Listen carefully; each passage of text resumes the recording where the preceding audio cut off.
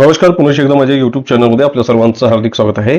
आजच्या या तासिकेमध्ये आपण सरासरी म्हणजे ॲव्हरेज या विषयीची उदाहरणं पाहणार आहोत आणि उदाहरण पाहत असताना कुठल्याही फॉर्म्युल्याचा वापर न करता हे उदाहरणं कशा प्रकारे सोडवायची या शॉर्ट पद्धतीने किंवा शॉर्ट ट्रिकने ही उदाहरणं कशी सोडवायची हे आपण आजच्या या व्हिडिओमध्ये पाहणार आहोत. तर याच्यामधील जो पहिला प्रकार आहे, हा पहिला प्रकार काय आहे ते आपण या ठिकाणी पाहूयात. 13, 17, 19, 21 दिलेल्या संख्येची सरासरी किती आहे, अशा प्रकारचा प्रश्न आहे. मग या ठिकाणी बघा 13, 15, 17, 19 आणि 21. आता या संख्याचं जर निरीक्षण केलं मित्रांनो, तर बघा या ठिकाणी 13 आणि 15 या दोन संख्यामध्ये काय आहे तर 2चा फरक आहे. त्याच्यानंतर 15 आणि 17 याच्यामध्ये 2, 17 आणि 19 याच्यामध्ये 2 आणि 19 आणि 21 याच्यामध्ये 2चा फरक आहे. म्हणजेच 2च्या फरकाने येणाऱ्या संख्या या ठिकाणी घेतलेल्या आहेत. मग अशा वेळेला किंवा क्रमानं येणाऱ्या ज्या काही संख्या आहेत अशा वेळेला काय करायचं मित्रांनो, तर या ठिकाणी एकूण संख्या किती दिलेली आहेत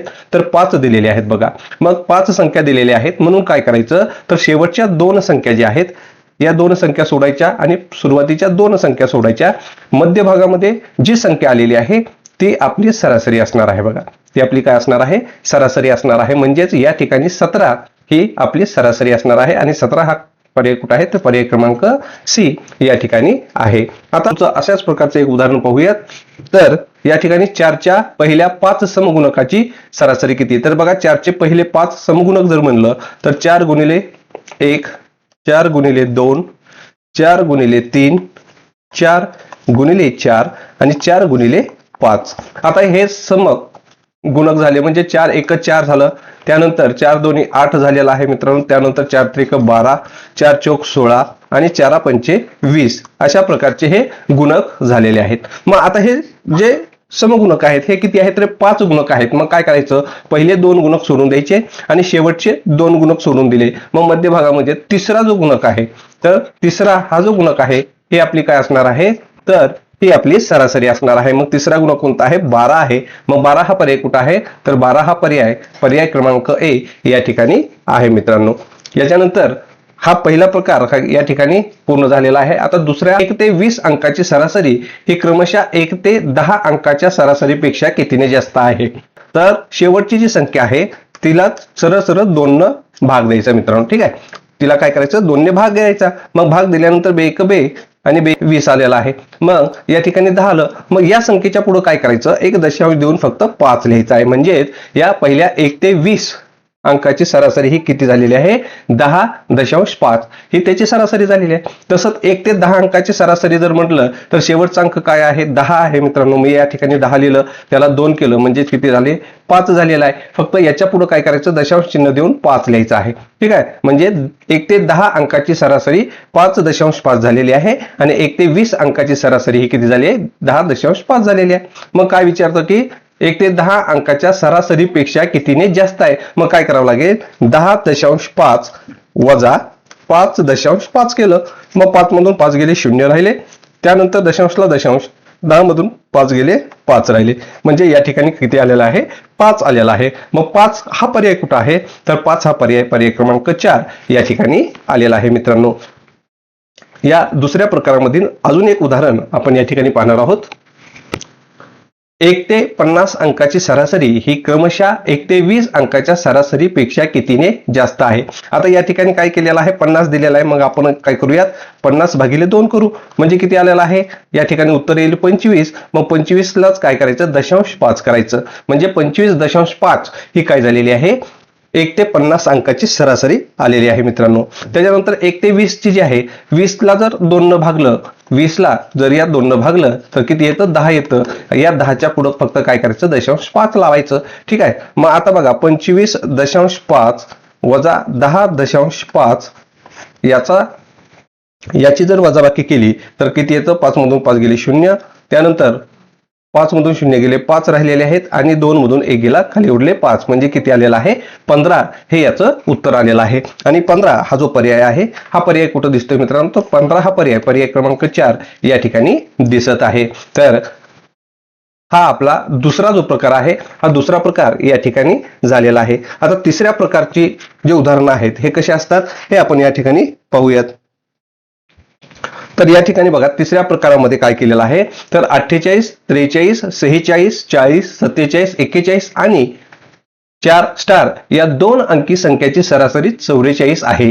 तर त्या जागी कोणता अंक येईल? आता बघा मित्रांनो, अगदी सोपं उदाहरण आहे. काय करायचं आहे तर या ठिकाणी एकूण संख्या घ्यायच्या आहेत. एकूण संख्या किती आहेत बघा, 1, 2, 3, 4, 5, 6 आणि 7 संख्या आहेत. ठीक आहे, 7 संख्या आहेत आणि यांची सरासरी किती आहे 44 आहे. ठीक आहे, 44. मग काय करायचं, ही 44 ही यांची सरासरी आणि एकूण संख्या आहेत 7, यांचा करायचा गुणाकार मित्रांनो. ठीक आहे, बघा मग 7 चौक 28 ला 8 आले, हातचे आले 2, 7 चौक 28 आणि 2 झाले 30. आता याचं जे उत्तर आलेलं आहे हे किती आलेलं आहे मित्रांनो, या ठिकाणी 308 आलेला आहे आणि 308 मध्ये एकक या ठिकाणी किती आलेला आहे तर 8 आलेला आहे. मग काय करायचं मित्रांनो, तर या 48 मधला 8 घ्यायचा आहे बघा, 48 मधला 8 घ्यायचा, त्यानंतर 43 मधला 3 घ्यायचा आहे, त्यानंतर 46 मधला 6 घ्यायचा, त्यानंतर 40 मधला 0 घेतला, त्यानंतर 47 मधला 7 घेतला, 41 मधला 1 घेतला. ठीक आहे, आता काय करायचं बघा आणि या ठिकाणी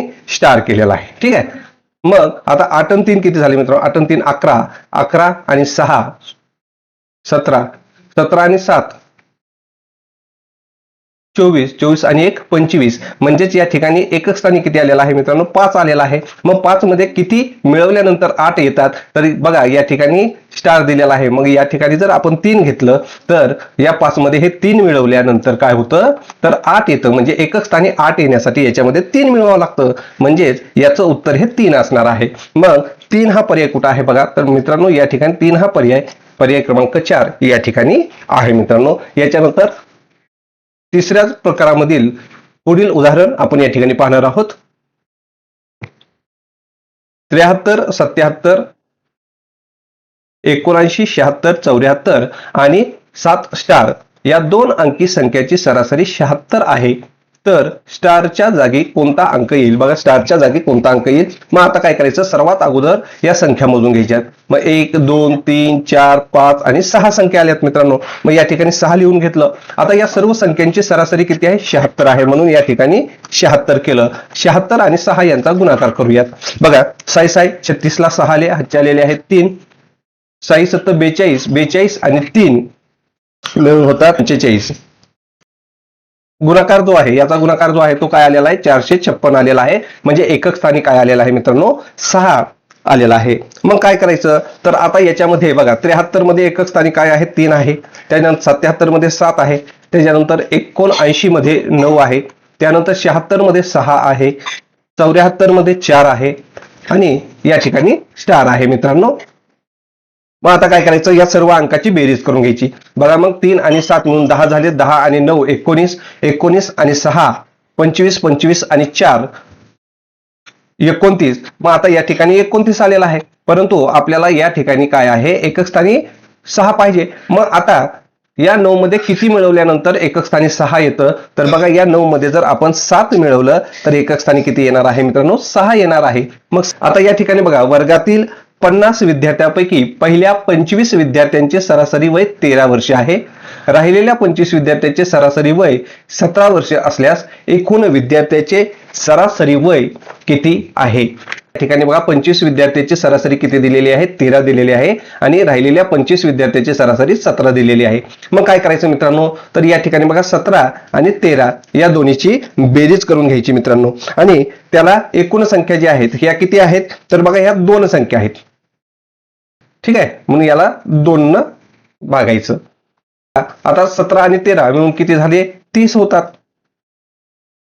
30 त्याला जर 2 न भागलं तर सरासरी किती येते मित्रांनो 15 येते. आणि 15 हा पर्याय कुठं आहे, तर 15 हा पर्याय या ठिकाणी पर्याय क्रमांक 3 या ठिकाणी आहे मित्रांनो. याच्यानंतर या चौथ्या प्रकारातील अजून एक उदाहरण आपण या ठिकाणी पाहूयात. तर बघा एका परीक्षेत उत्तीर्ण झालेल्या 60 विद्यार्थ्यांपैकी पहिल्या 20 विद्यार्थ्यांची सरासरी 70% आले, नंतरच्या 20 विद्यार्थ्यांना सरासरी 64% गुण मिळाले व राहिलेल्या विद्यार्थ्यांना सरासरी 40% गुण मिळाले, तर उत्तीर्ण झालेल्या एकूण विद्यार्थ्यांची सरासरी किती टक्के मिळाली? आता पहिल्या 20 विद्यार्थ्यांना किती टक्के गुण मिळालेले आहेत, तर बघा 70% मिळालेले आहेत. ठीक आहे, त्याच्यानंतर दुसऱ्या 20 विद्यार्थ्यांना किती गुण मिळालेले आहेत, तर ते 64% मिळालेले आहेत आणि तिसरे जे विद्यार्थी आहेत त्यांना 40% गुण मिळालेले आहेत. ठीक आहे. आता या ठिकाणी बघितलं तर संख्या किती आलेल्या बघा, 70%, 64% आणि 40%, म्हणजे 3 संख्या आहेत. म्हणून याला काय करायचं मित्रांनो, 3 न भागायचं बघा. ठीक आहे. मग आता काय करूयात, यांची बेरीज करून घेऊयात. 70 आणि 40 110 आणि 64 मिळून होतात 174. ठीक आहे. किती झाले, 174. आणि या 174 ला काय करायचं आपल्याला, 3 न भागायचं आहे. मग बघा 3 1 3, 3 5 15, उरले 2, झाले 24, 3 8 24, म्हणजे 58% आपले सरासरी गुण हे या ठिकाणी मिळालेले आहेत. मग 58% हा जो पर्याय आहे, हा पर्याय कुठे आहे मित्रांनो, तर पर्याय क्रमांक 2 या ठिकाणी 58% हा पर्याय आहे. याच्यानंतर जो 5वा प्रकार सुरू होतो, या 5व्या प्रकारामध्ये कशा प्रकारची उदाहरणं विचारली जातात हे आपण आता या ठिकाणी पाहणार आहोत. तर बघा 5व्या प्रकारामधील पहिलं जे उदाहरण आहे हे काय आहे, तर एका नावेत सरासरी 22 किलोग्रॅम वजनाची 25 मुले बसलेली आहेत. नावाड्यासह सरासरी वजन 24 किलोग्रॅम आले तर नावाड्याचे वजन किती. आता काय करायचं बघा, या ठिकाणी नावाड्याचं वजन काढायचं आहे. ठीक आहे. मग काय करायचं, सरासरी बघायची. बघा आता नावाडी बसल्यानंतर वजनाची सरासरी किती झालेली आहे रे, 24 झालेली आहे. मुलांची सरासरी किती आहे, ती आहे 22 किलोग्रॅम. मग 22 किलोग्रॅम या दोन्हीतील फरक काढायचा म्हणजे वजाबाकी करायची मित्रांनो. ठीक आहे. मग यांच्यातील 24 मधून 22 जर गेले तर किती आले, 2 आले बघा मित्रांनो. किती आले, 2 आलेले आहेत. आता हे 2 जे घेतले त्याला काय करायचं, एकूण जी मुलं आहेत या एकूण मुलं बघा, एकूण मुलं किती आहेत, 25. या 25 ला सरासरीने गुणायचं आहे बघा. 25 ला काय करायचं, सरासरीने गुणायचं आहे. मग 25 दुनी 50 झालेले आहेत. ठीक आहे. 50 मध्ये काय करायचं, आता नवीन सरासरी म्हणजेच नावाडी बसल्यानंतर कोणती सरासरी आलेली आहे, तर 24 सरासरी आहे. ती काय करायची, याच्यामध्ये मिळवायची मित्रांनो, म्हणजे 24. ठीक आहे. आता 25 आणि 24 मिळून किती होतात, तर बघा 4 आणि 0 4 झाले, 5 आणि 2 7 झाले, म्हणजे 74 झाले मित्रांनो. किती झाले, 74 किलोग्रॅम झालेले. मग 74 किलोग्रॅम हा पर्याय कुठं आहे, तर पर्याय क्रमांक 1 या ठिकाणी आहे. बघा अशा प्रकारचं उदाहरण असल्यावर काय करायचं, तर सर्वात अगोदर नवीन सरासरी घ्यायची किंवा दोन्ही सरासरीमधील फरक काढायचा. तो फरक निघाल्यानंतर त्याला एकूण जी मुलं आहेत या एकूण मुलांनी गुणायचं आणि नवीन सरासरी जी आली ती काय करायची, त्याच्यामध्ये मिळवायची. म्हणजे आलेली जी वजन आहे हे आपल्याला नावाड्याचे मिळणार आहे. अशाच प्रकारचं एक उदाहरण आपण पुढे पाहूयात. तर बघा एका वर्गातील 40 विद्यार्थ्याचे सरासरी वय 12.5 वर्ष आहे. वर्ग शिक्षकासहित सर्वांचे सरासरी वय 13 वर्षे झाल्यास वर्ग शिक्षकाचे वय काय. आता काय करायचंय, वर्ग शिक्षकाचे वय काढायचंय. मग त्यासाठी काय करावं लागेल, तर दोन्ही सरासरी मधील फरक काढावा लागेल. मग या ठिकाणी बघा 13 वर्ष ही सरासरी आहे आणि 12.5 ही एक सरासरी आहे. ठीक आहे. मग आता या दोन्हीतील फरक जो आहे हा किती आलेला आहे मित्रांनो, तर 0.5 हा या ठिकाणी फरक आलेला आहे. मग 0.5 घेतल्यानंतर याला काय करायचं, तर गुणिले एकूण विद्यार्थी संख्या करायची.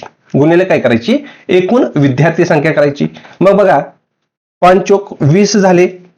ठीक आहे. 5 चोक 20 झाले आणि हा एक 0, मग हा दशांश चिन्ह दिला म्हणजे 20 ही काय झालेली आहे, तर 20 ही आपली सरासरी आलेली आहे. ठीक आहे. मग या 20 सरासरीमध्ये काय करायचं आहे, तर नवीन सरासरी जी आहे म्हणजेच वर्ग शिक्षकासहित आलेली सरासरी म्हणजे 13 आहे, ती 13 या ठिकाणी मिळवायची आहे मित्रांनो. मग 20 आणि 13 मिळून किती होतात, 33 वर्ष होतात. मग वर्ग शिक्षकाचे वय हे किती असणार आहे, 33 वर्ष एवढे असणार आहे.